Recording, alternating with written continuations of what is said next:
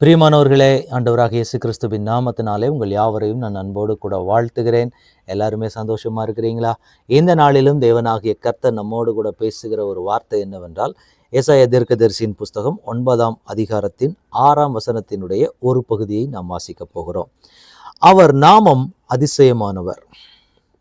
இந்த வார்த்தையை கேட்டுக்கொண்டிருக்கிற எனக்கன்பான தேவனுடைய பிள்ளைகளே, இந்த வசனத்தை நாம் இந்த டிசம்பர் காலங்களில் அதிகப்படியாக நம்ம பேசுகிற ஒரு காரியம். எந்தெந்த இடங்களில் கேரல்ஸ் போகும்போதும் சரி, மற்ற இடங்கள்லையும் சரி, அதிகமாய் நம்ம பேசி நம்ம கேட்கிறதான ஒரு காரியம். அவர் நாமம் அதிசயமானவர். அதிசயமான தேவனை தான் இன்றைக்கு நாம் ஆராதித்து கொண்டிருக்கிறோம். அப்படிப்பட்ட அதிசயமான தேவனை ஆராதிக்கிற நாம எப்படிப்பட்டவர்களாக இருக்கிறோம்? நம்முடைய வாழ்க்கையில் அந்த அதிசயத்தை பெற்றிருக்கிறோமா? ஏன்னா அதிசயமான நாமமுடைய ஒரு தேவனை தான் நீங்களும் நானும் இன்றைக்கு ஆராதிக்கிறோம் என்று வேதம் சொல்லுகிறது. அப்ப அந்த அதிசயமான நாமமுடைய தேவனை ஆராதிக்கிற நாம இன்றைக்கு எப்படிப்பட்டவர்களாக இருக்கிறோம்?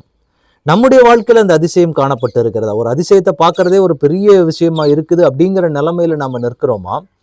இல்ல, என்னுடைய தேவனால என் வாழ்க்கையில ஒரு அற்புதத்தையும் அதிசயத்தையும் செய்ய முடியும்னு சொல்லி ஒவ்வொரு நாளும் நம்ம அதிசயத்தை பெற்றுக்கொள்ளுகிறவர்களாக இருக்கிறோமா? இன்னைக்கு நம்ம கொஞ்சம் நிதானித்து பார்க்க வேண்டிய காரியம். இந்த வசனத்தை நம்ம வருஷ கணக்கில் தியானித்து கொண்டு ரட்சிக்கப்பட்ட காலங்கள்ல இருந்து ஒவ்வொரு கிறிஸ்துமஸ் காலங்கள் வரும்போது இந்த வசனத்தை எடுத்து நம்ம தியானிக்கிற பழக்கம் உண்டு. அப்ப எந்த அளவுக்கு நம்முடைய வாழ்க்கையில நாம அதிசயத்தையும் அற்புதத்தையும் நாம் பெற்றிருக்கிறோம்? அதிசயமானவர் என்று சொல்லப்படுகிறதே நம்முடைய வாழ்க்கையில இன்றைக்கு வரைக்கும் எத்தனை அதிசயங்களை நாம் பெற்றிருக்கிறோம்? அவர் நாமமே அதிசயமானவர்னு தான் சொல்லப்பட்டிருக்கு. அப்ப அந்த அதிசயமான தேவனை நான் ஆராதிக்கும் போது எத்தனை அதிசயங்களை என் வாழ்க்கையில் இதுவரைக்கும் நான் பெற்றிருக்கிறேன்? இல்ல, வெறும் வார்த்தைக்காக மாத்திரம் ஆண்டவர் இதை சொல்லி வைக்கவில்லை. அப்ப இன்றைக்கு ஆண்டவருடைய சமூகத்துல நம்ம என்ன யோசிக்க போறோம் அப்படின்னா, நான் இன்றைக்கு இந்த நிலைமையில நிக்கிறேன், என் வாழ்க்கையில் நான் போய்கொண்டிருக்கிற சூழ்நிலையில பார்க்கும்போது நான் அதிசயமான தேவனை ஆராதிக்கிறேன். எனவே என் வாழ்க்கையில ஒவ்வொரு நாளும் அந்த அதிசயம் நடக்க வேண்டும் அப்படின்னு சொல்லி வாஞ்சித்து நம்ம ஆண்டவருடைய சமூகத்திலே போய் நிற்க வேண்டும். தேவன் அதை தான் நம்ம இடத்துல எதிர்பார்க்க. என் நாமம் அதிசயமானவர்னு சொன்னா போதாதுப்பா, என் வாழ்க்கையிலே அது காண்பிக்கப்பட வேண்டும்.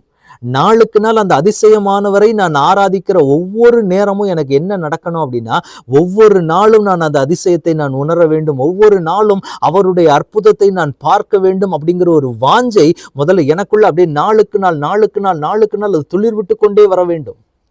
தேவன் அதை தான் என்கிட்ட எதிர்பார்க்கிற. என்னுடைய நாமம் அதிசயமான நாமம். அந்த அதிசயமான நாமத்தை சொல்லி நீங்க என்ன பண்ணுங்க அப்படின்னா, ஒவ்வொரு நாளும் அதிசயத்தையும் அற்புதத்தையும் நீங்கள் பெற்றுக்கொள்ளுங்கள் என்று தேவன் நம்மை அழைக்கிறார். இன்னைக்கு நம்ம எப்படி பண்ணிட்டு இருக்கிறோம்? ஏதாவது ஒரு காரியங்கள் நடக்கும்போது, ஐயோ இது எப்படி ஆயிருமோ, என்ன ஆகிருமோ, அதிசயமா நடக்குமா நடக்காதான்னு தெரியாம பல நேரங்களில் டென்ஷன் ஆகி நம்ம என்ன பண்ணிடுறோம்னா, நமக்கு வேண்டிய அற்புதங்களை நாம் இழந்து போகிறோம். கொஞ்சம் யோசிக்க வேண்டிய ஒரு விஷயம். அதிசயமான தேவன் இன்னைக்கு நம்ம வாழ்க்கையில எத்தனை அதிசயத்தை நாம் பார்த்துருக்கோம்? அதிசயத்தை பார்க்கல அப்படின்னா இன்றைக்கு ஆண்டவர் இடத்துல நம்ம கேட்க போறோம், ஆண்டவரே எங்க வாழ்க்கையில ஒரு அதிசயத்தை செய்யுங்கப்பா, எங்க வாழ்க்கையில ஒரு அற்புதம் நடக்கட்டும், எங்க வாழ்க்கையில அந்த அதிசயத்தை நாங்க பார்க்கணும். நாங்க போகிற வேலையில ஒரு அற்புதம் நடக்கணும், என் பிள்ளைகளுடைய வாழ்க்கையில ஒரு அதிசயம் நடக்கணும், நாங்க இருக்கிற இடத்துல ஒரு அதிசயம் நடக்கணும், எங்க பிசினஸ் பண்ற இடத்துல ஒரு அதிசயம் நடக்கணும், எங்க விவசாயத்துல ஒரு அதிசயம் நடக்கணும். எல்லாமே ஆண்டவரிடத்துல நம்ம கேட்டுக்கொண்டே இருக்கணும். ஏன்னா அவருடைய நாமமே அதிசயமானவராச்சே. அப்ப அந்த அதிசயமான தேவனுடைய நாமத்துல நிக்கக்கூடிய நாம எப்படி நிக்கணும் அப்படின்னா, நான் அதிசயமான தேவனை ஆராதிக்கிறேன், எனவே என் வாழ்க்கை முழுக்க ஒவ்வொரு நாளும் இன்னைக்கு நம்ம ஆண்டவரிடத்துல கேட்க போறோம், ஆண்டவரே அதிசயம் இல்லாமல் என் நாள் முடியக்கூடாது. அந்த நாள் ஆரம்பத்துல இருந்து முடிவு வரைக்கும் அட்லீஸ்ட் ஒரு அதிசயத்தையாவது என் வாழ்க்கையில நான் பாத்திரேன் ஆண்டவரே. ஒவ்வொரு நாளும் நம்ம ஜெபிக்கணும், ஆண்டவரே இந்த நாள் ஆரம்பிக்குது அப்படின்னா இந்த நாள்ல எனக்கு ஒரு அதிசயம் நடந்து விட வேண்டும். ஏன்னா நீங்க அதிசயமானவராச்சே.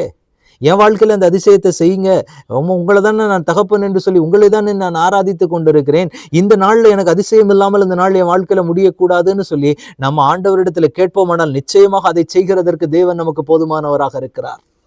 அப்பா பார்த்து கேட்கலாமா, ஆண்டவரே எங்க வாழ்க்கையில ஒரு அதிசயத்தை காணி. ஒவ்வொரு நாளும் அதிசயம் இல்லாத நாள் என் வாழ்க்கையில இருக்கவே கூடாது அப்படின்னு சொல்லி நம்ம ஆண்டவரிடத்துல கேட்க வேண்டியது அவசியமா இருக்கு. கேட்க ஆயத்தமா இருக்கிறீங்களா? கேட்கலாமா அப்பா கிட்ட? தகப்பனே, உம்முடைய கரத்தில் எங்களை முழுவதுமாக ஒப்பு கொடுக்கிறோம். ஆண்டவரே, நீர் சொன்ன வார்த்தையின்படி அப்பா, நீர் அதிசயமானவர் என்று சொன்ன வார்த்தையின்படி அப்பா, அதிசயமான தேவனை ஆராதிக்கிற நாங்க உங்க பிள்ளைங்கப்பா. உங்க பிள்ளைங்களுக்கு நீங்க அதிசயத்தையும் அற்புதத்தையும் செய்து எங்களை மகிழ பண்ணுங்க ஆண்டவரே. எங்க ஒவ்வொரு நாளும், எங்க வாழ்க்கையில இருக்கிற ஒவ்வொரு நாளுமே நாங்க அதிசயத்தை பார்க்கணும். ஒவ்வொரு நாளுமே நாங்க அற்புதத்தை பார்க்கணும். அற்புதம் இல்லாமல் ஒரு நாள் எங்க வாழ்க்கையில முடியலன்னு சொல்ற அளவுக்கு எங்க வாழ்க்கையை ஒரு அற்புதமான வாழ்க்கையாக, அதிசயமான ஒரு வாழ்க்கையாக பரலோகத்தின் தேவன் நீங்க எங்களுக்கு மாற்றி கொடுங்கப்பா. அதை செய்து கர்த்தர் எங்களை மகிழ பண்ண போகிற தயவுக்காக ஸ்தோத்திரம். ஆண்டவரே, உம்முடைய கரத்தில் எங்களை முழுவதுமாக ஒப்பு கொடுக்கிறோம். பரலோகத்தின் தேவன் எங்களை ஆளுகை செய்ய வழி நடத்துங்க. இயேசு கிறிஸ்துவின் நாமத்தில் ஜெபம் கேளும் எங்கள் நல்ல பிதாவே. ஆமேன், ஆமேன், ஆமேன். God bless you.